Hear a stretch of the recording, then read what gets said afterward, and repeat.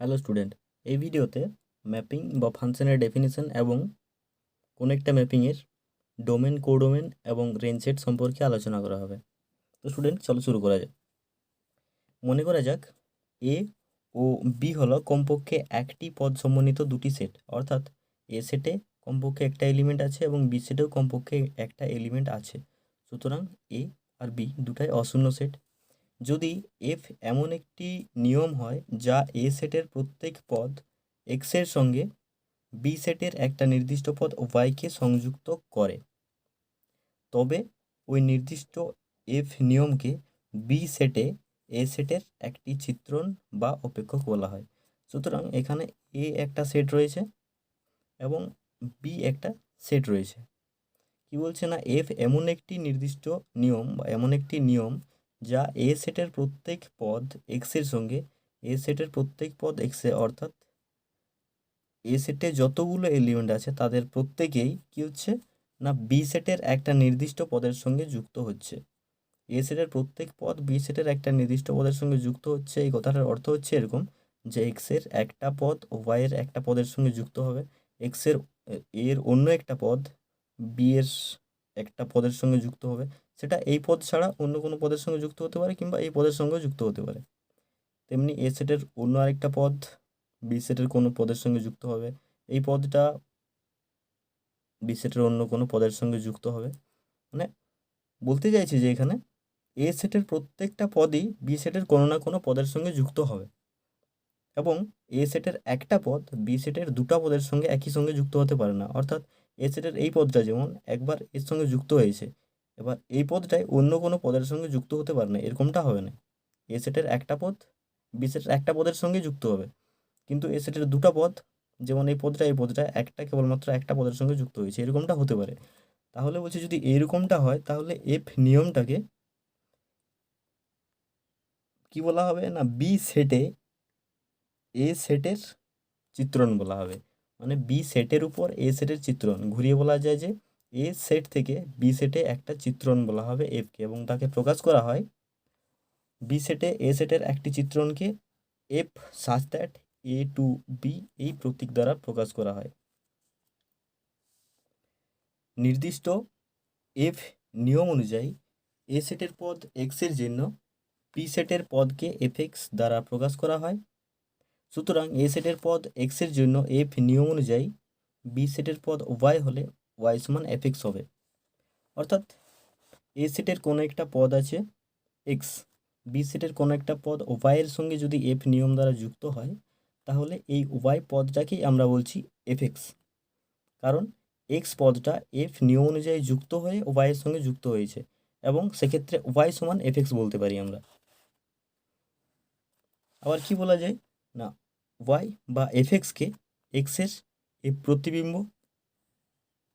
কিংবা ওয়াই বা এফ এক্সকে এফ নিয়ম অনুযায়ী এক্সের প্রতিবিম্ব বলা হয়, কিংবা এক্স বিন্দুতে এফ অপেক্ষকের মানও বলা হয়। অর্থাৎ এক্স বিন্দুতে এফ অপেক্ষকের যে মান সেটা হচ্ছে এফ এক্স বা ওয়াই, যদি এ সেটের এক্স পদটা এফ নিয়ম দ্বারা বি সেটের ওয়াই পদের সঙ্গে যুক্ত হয় তবে। তো এই বিষয়ে একটা উদাহরণ নেওয়া যাক। এ মনে করছি একটা সেট যেখানে এলিমেন্ট আছে 0, -1, 2, -3, এবং বি একটা সেট হচ্ছে যে 1, 3, 4, 7, 12, 0, 10, এবং এখানে এফ একটা নিয়ম যাতে করে এফ এক্স সমান এক্স স্কোয়ার প্লাস 3, যেখানে এক্স বিলংস টু এ, অর্থাৎ এবং F such that A to B, অর্থাৎ এফ একটা এ থেকে বিতে একটা চিত্রণ, এবং কেমনভাবে এ সেটের কোনো একটা এলিমেন্ট এক্স সেটা কেমনভাবে বি সেটের এলিমেন্টের সঙ্গে যুক্ত হয় না এক্স স্কোয়ার প্লাস 3 এই নিয়ম দ্বারা যুক্ত হয়।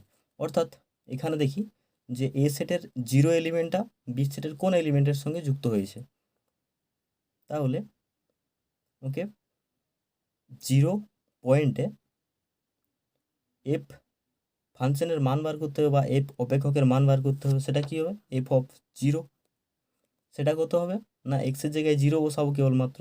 এখানে যেহেতু এক্সের জায়গায় 0 বসাচ্ছি, এখানে এক্সের জায়গায় 0 বসাবো, তাহলে 0² + 3 মানে 3। এফ অফ -1 কত আসবে? -1 স্কোয়ার + 3 মানে 4। এফ অফ 2 সেটা 2² + 3 মানে 7। এফ অফ -3 -3 স্কোয়ার + 3 মানে 12। সুতরাং এখানে ব্যাপারটা যদি ডায়াগ্রামের সাহায্যে দেখানো হয়, এ একটা সেট, বি একটা সেট। এ সেটে এলিমেন্ট আছে 0, -1, 2, -3। 0টা কার সঙ্গে যুক্ত হয়েছে? 3 এর সঙ্গে। 0টা যুক্ত হয়েছে 3 এর সঙ্গে, এখানে কোনো একটা এলিমেন্ট আছে 3, তাহলে 0টা 3 এর সঙ্গে যুক্ত হয়েছে এফ নিয়ম দ্বারা। -1টা যুক্ত হয়েছে 4 এর সঙ্গে, -1টা যুক্ত হয়েছে 4 এর সঙ্গে। 2টা যুক্ত হয়েছে 7 এর সঙ্গে, -1টা যুক্ত হয়েছে 12 এর সঙ্গে। ঠিক আছে, তাহলে এখানে 3কে আমরা বলতে পারি এফ অফ 0 বা 0 এর প্রতিবিম্ব, এফ প্রতিবিম্ব সেটা হচ্ছে 3, -1 প্রতিবিম্ব সেটা হচ্ছে 4, 2 এর প্রতিবিম্ব 7, -3 এর প্রতিবিম্ব 12। তেমনি 12 এর যদি প্রি ইমেজ বলা হয় তাহলে সেটা হচ্ছে -3, 7 এর প্রি ইমেজ সেটা হচ্ছে 2, 4 এর প্রি ইমেজ -1, 3 এর প্রি ইমেজ 0।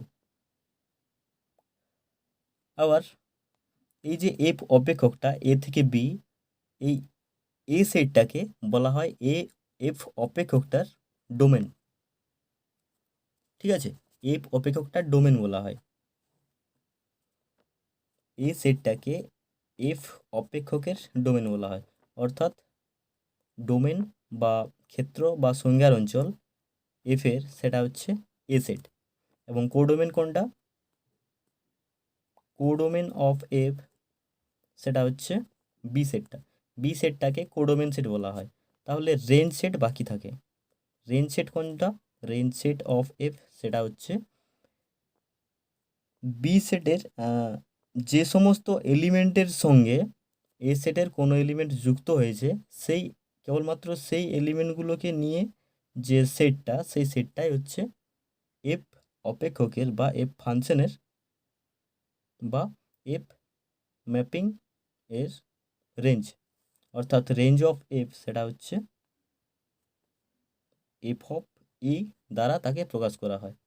অর্থাৎ এফ অফ এ বলতে সেই সমস্ত এফ এক্স যারা এক্স বিলংস টু এ, এটাকে এইভাবে আমরা প্রকাশ করতে পারি। অর্থাৎ সেই সমস্ত এফ এক্স যেখানে এক্স বিলংস টু এ, অর্থাৎ এক্সের প্রত্যেকটা মানের জন্যে আমরা এফ এক্সগুলোকে নিয়ে যদি একটা সেট তৈরি করি, তাহলে সেটাই হচ্ছে এফ এ বা এফ সেটের এফ অপেক্ষকের রেঞ্জ সেট। এবং এখানে বি সেটে আরও অনেকগুলো এলিমেন্ট আছে। বি সেটে আরও অনেকগুলো এলিমেন্ট আছে, যেমন 1 আছে, 0 আছে, 10 আছে। এদের কোনো প্রি ইমেজ নেই, সুতরাং এরা এরকম বাইরে কোনো একটা জায়গাতে আছে। 1, 0, 10 এরা এ সেটের কোনো এলিমেন্ট দ্বারা যুক্ত হয় নাই। সুতরাং রেঞ্জ সেট যেটা, রেঞ্জ অফ এফ সেটা সবসময় সাবসেট অফ বি হবে, অর্থাৎ সবসময় কোডোমেন সেটের সাবসেট হবে। তো স্টুডেন্ট, যদি ভিডিওটি ভালো লাগে তাহলে চ্যানেলটি সাবস্ক্রাইব করতে পারো, ভিডিওটি লাইক করতে পারো, আর যদি কিছু ডাউট থাকে তাহলে নিশ্চয়ই কমেন্টে জিজ্ঞাসা করো। Thank you, thanks for watching.